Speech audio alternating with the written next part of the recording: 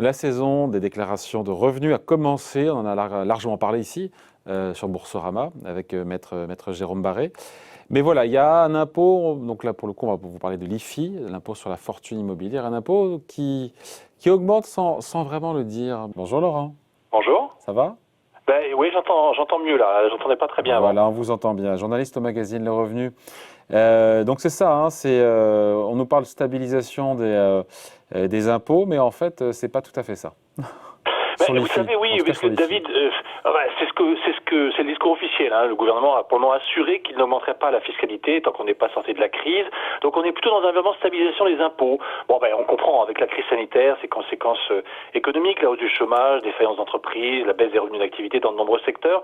Mais là, en fait, David, c'est vrai que il y a quand même un impôt qui, lui, augmente année après année depuis sa mise en place, sans que personne ne le relève particulièrement. Et pour cause, c'est pas un impôt sur lequel on va spontanément ou on veut spontanément gloser. Je veux en fait vous parler de l'impôt sur la fortune immobilière. Alors tous ceux qui ne le payent pas, ils sont majoritaires, ils sont près de 38 millions de foyers de contribuables, ils sont d'accord pour son maintien. Et puis tous ceux qui le payent, ils aimeraient bien sa suppression. Alors c'est à peu près 130 000 foyers sur les 38 millions au total. Et donc c'est beaucoup moins que l'univers de l'ISF. Enfin, on a quand même encore sur 130 000 foyers. Alors quand je vous dis une hausse tacite, au moins pour deux raisons, dont les effets se combinent, parce que d'une part vous avez, c'est ce dont on parle finalement assez peu, c'est un barème de l'IFI, un barème de l'impôt qui est inchangé depuis 2018, qui était l'année de cette conversion de l'ISF en IFI. Et puis vous avez en fait une hausse des prix de l'immobilier qui est récurrente en fait depuis 2016, donc depuis 2018, puis encore l'an dernier malgré la crise. On n'est pas tous des experts en fiscalité, expliquez-nous là. Alors, oui, David, c'est vrai que quand on dit que le barème de l'impôt est inchangé, tout le monde pense spontanément que c'est une bonne nouvelle. En réalité, c'est justement une mauvaise nouvelle. Il suffit qu'il y ait un minimum d'inflation. Si ce barème de l'impôt ne s'adapte pas, en fait, vous allez payer plus d'impôts, puisque le principe, si vous voulez, du barème, c'est qu'il est progressif. Ça marche pareil pour l'IFI comme pour l'impôt sur le revenu. Et en l'occurrence, le barème de l'IFI, alors, sans rentrer dans les détails, surtout que vous les avez, je crois, évoqués récemment, mais avec un expert fiscaliste, mais c'est par tranche, c'est-à-dire que en dessous de 1,3 million, vous n'êtes pas assujetti, et puis si vous êtes au-dessus d'1,3 million, vous êtes assujetti à partir de 800 000, et c'est un système de tranche avec des taux qui évoluent, et plus vous allez haut, jusqu'à 10 millions, plus c'est élevé.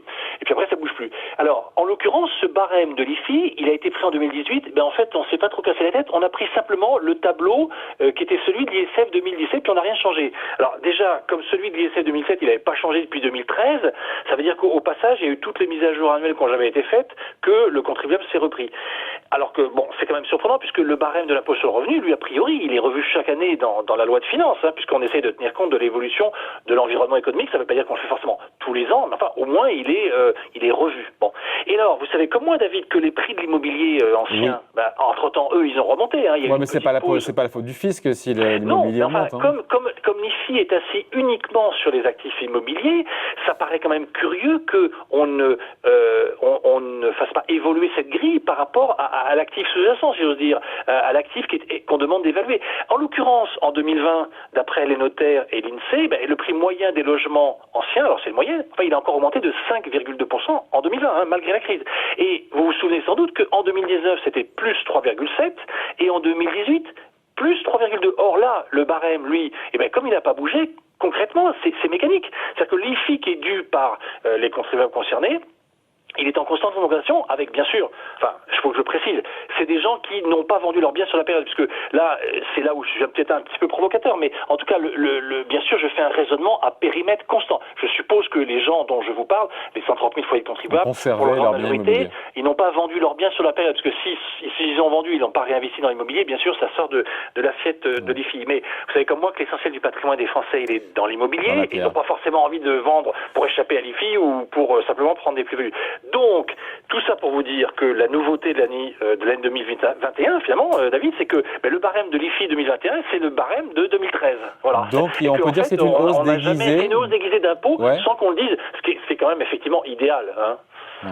Il y a d'autres trésors cachés de ce genre avec oui, parce qu'en fait, au départ, dès son arrivée, sa mise à place en 2018, l'IFI en fait taxait plus l'immobilier que ne le faisait l'ISF, puisqu'en fait, donc parce que comme je vous l'ai dit, on a appliqué un barème de 2013 à de nouveaux actifs, il y a 5 ans d'écart dans la pomme, et puis surtout c'est parce que le passif déductible, il est beaucoup plus faible. Avant il y avait une sorte de grand pot commun. Alors le passif déductible, donc c'est les dettes qu'on a contractées. C'est toutes les dettes qu'on a au 1er janvier. Avant dans les essais, vous pouviez tout mettre, c'est-à-dire tout ce qui était financier, immobilier, etc. Toutes les dettes que vous aviez, elles venaient en déduction, c'est ce qu'on appelle passif. Mais depuis l'IFI en 2018, tout ça c'est fini, les seules dettes qui sont reconnues, c'est les impôts, mais pas tous les impôts comme avant, c'est seulement la taxe foncière et l'IFI que vous précalculez, c'est-à-dire donc les impôts qui ont un rapport avec l'actif immobilier, et puis que des dettes qui sont afférentes à des biens immobiliers, eux-mêmes, donc qui sont dans la base imposable. Donc ça veut dire soit vous avez fait un crédit pour l'acheter, soit vous avez financé des travaux, et c'est tout. Et même d'ailleurs c'est très restrictif, puisque dans le cas de la résidence principale, comme vous avez un abattement de 30% sur la valeur, eh bien le fisc ne retient, n'admet que seulement 70% de la dette que vous pourriez associer à ce logement. Et on sait juste, Laurent, qui paye le plus l'IFI et où? Oui, alors en fait, c'est vraiment un impôt très très concentré et il est parisien. Si vous prenez tous les arrondissements de Paris, c'est là où vous retrouvez en fait un tiers du total des redevables au niveau national. Donc ça fait à peu près 40 000 foyers, 39 500 exactement. Ce sont des chiffres que je sors du ministère de l'économie, donc qui a sorti des données sur l'IFI 2019. Vous avez un total donc de 130 000 foyers contribuables, vous en avez 40 000, donc un tiers qui sont à Paris. Alors évidemment, c'est plus intéressant parce que je sais que vous allez me demander, David, de raisonner par arrondissement. Eh bien, avant même que vous me posiez la question, je peux vous dire que c'est effectivement le 16e arrondissement qui compte le plus de foyers assujettis à l'IFI. C'est 8 850 contribuables qui règlent en moyenne une facture de 13 800 € et qui ont un patrimoine moyen de 2,8 millions. Alors c'est du moyen. À chaque fois on raisonne sur des moyennes. On sait bien qu'il y a des distorsions. Il peut y avoir des beaucoup plus petites et des beaucoup plus gros. Ce sont que des moyennes, mais c'est toujours ça. Ça donne quand même un petit peu de biscuit. Et alors, en fait, en revanche, c'est pas dans le 16e que l'on va payer paye le plus gros montant moyen d'IFI. C'est dans le 7e arrondissement. Ouais. Là, vous avez un peu plus de 4 000 contribuables qui paient un impôt moyen de un peu plus de 17 300 €.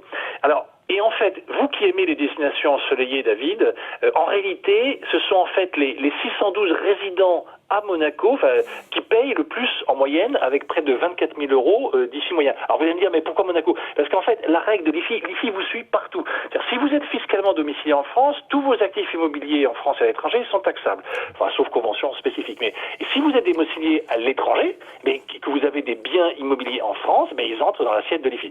C'est pour ça que Monaco, en fait, est en tête de ce palmarès. Alors après, bon, vous trouvez les classiques. Il y a d'autres destinations au soleil. Dans le 17e, à Neuilly-sur-Seine, dans les villes du Sud, que sans doute vous aimez bien, Cannes, Mandelieu, Naples, etc. À Cannes, par exemple, vous n'avez que 626 redevables. Enfin, ils ont un patrimoine moyen de 2,77 millions d'euros, puis du coup, ils ont payé un IFI moyen de plus de 12 600 €. Mais vous avez aussi l'outre-mer, par exemple, vous avez Saint-Pierre à La Réunion, qui est dans ce palmarès. Et alors, je vais quand même vous surprendre, parce qu'il y a des surprises dans ce haut palmarès que nous donne Bercy. En fait, à Beauvais, dans l'Oise, vous avez 61 redevables qui payent un IFI moyen de plus de 15 000 €. Et à Brive, dans le sud-ouest, vous en avez 58 avec un IFI moyen de, pareil, 15 300 quelques euros. Qu'est-ce qu'on dit en conclusion de tout ça? C'est quand même cette hausse d'impôt déguisée là. Là, c'est quand même une hausse d'impôt déguisée. Alors le problème, c'est que de toute façon, ceux qui sont concernés ne vont pas être forcément enclins à se plaindre spontanément ou à le plus se réclamer. Mais il se trouve qu'en France, en tout cas, ça s'ajoute à la taxe foncière qui est en hausse régulière et qui en fait va subir très certainement des hausses très très fortes de la part des communes dès cette année, qui ont besoin de trouver de nouvelles ressources. Donc finalement, le placement immobilier, qui est quand même le placement préféré des Français, il est paradoxalement le plus taxé et le plus défavorisé du point de vue de ces super taxes. Vous avez une taxe foncière en forte hausse et puis une sorte de super taxe foncière pour les gens qui sont à l'IFI. Ouais.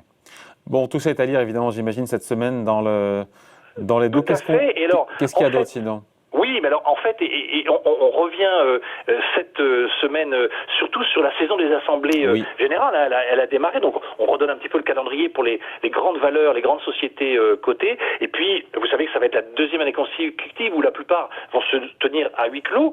On revient un petit peu sur quelques dossiers emblématiques. Il y a bien sûr l'Assemblée générale de Suez, après l'offre de Veolia. Vous avez aussi l'Assemblée générale de Lagardère, parce que vous avez le duel entre Vivendi d'un côté et puis Bernard Arnault de l'autre qui soutient Arnaud Lagardère. Et puis vous avez ensuite une nouveauté aussi cette année avec une nouveauté. Vous avez pas mal de résolutions qui sont proposées aux actionnaires pour voter sur le le climat, c'est-à-dire sur les plans de transition environnementale que proposent les grandes sociétés cotées. Donc voilà, tout ça est à lire tranquillement ce week-end dans le Revenu Hebdo. Tout à fait, Laurent. David. Bon week-end, salut, bye. Au revoir.